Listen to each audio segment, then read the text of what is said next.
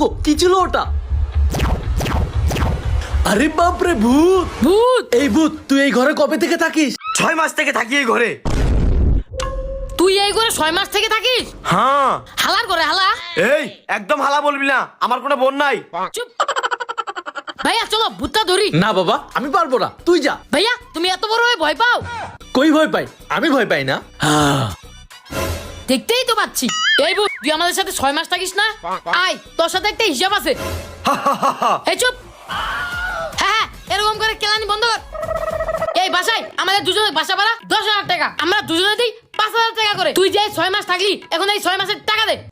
আমার কাছে কোনো টাকা নাই, একটু অ্যাডজাস্ট করে নি। হ্যাঁ হ্যাঁ, ঠিক আছে ঠিক আছে। ভূতের থেকে টাকা নিবে?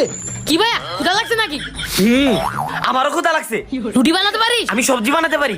চল, তুই সবজি বানাবি আর আমি রুটি বানাবো।